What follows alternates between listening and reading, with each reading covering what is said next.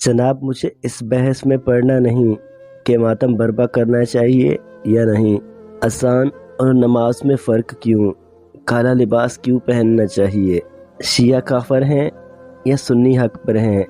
یا شیعہ حق پر ہیں اور سنی کافر ہیں، روزہ اور دوسری تشبیہات کیوں منائی جائیں یا زیارت وغیرہ کیوں کی جائے، یا اس طرح کی تمام دوسری باتیں جو محرم کے ان ایام میں ڈسکس کی جاتی ہیں، مجھے ان سب سے بالا تر ہو کے یہی کہنا ہے جسے ہمارے پیارے نبی حضرت محمد صلی اللہ علیہ وآلہ وسلم سب کے ہیں، ایسے ہی حسین علیہ السلام سب کے ہیں، بغیر کسی فرقہ امتیاز کے، جسے خلفائے راشدین سب کے ہیں، بغیر کسی فرقے کے۔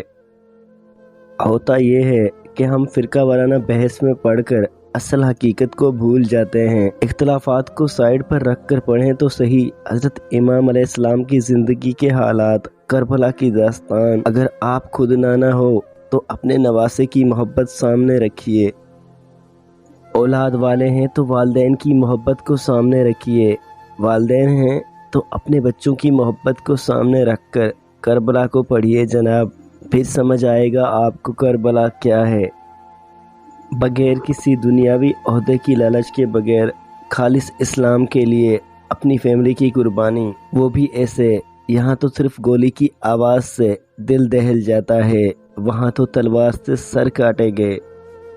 اہم قریبی رشتوں کے خون اور جسم کے ٹکڑے دیکھے گئے، بھوکے پیاسے پانی کی بوند تک نہ دی گئی، ان کو نہیں دے سکتا ایسی قربانی کوئی بھی، صرف اسلام کے لیے۔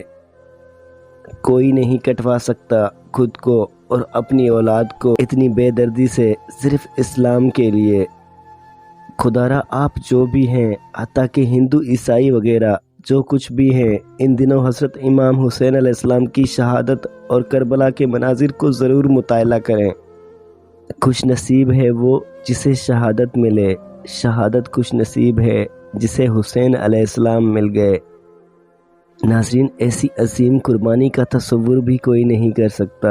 جو حضرت امام حسین علیہ السلام نے دین کو بچانے کے لیے دی۔ غم حسین میں ساری زندگی لٹا دی جائے تو بھی کم ہے۔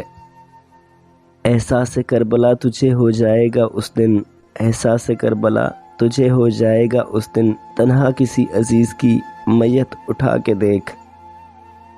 تمام عمر سجانا ہے درد سینے پر غم حسین، فقط 10 دنوں کی بات نہیں۔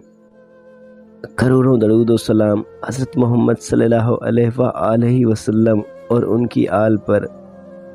زندگی بخش دی بندگی کو، آبرو دین حق کی بچا دی، وہ محمد صلی اللہ علیہ وآلہ وسلم کا پیارا نواسا جس نے سجدے میں گردن کٹا دی۔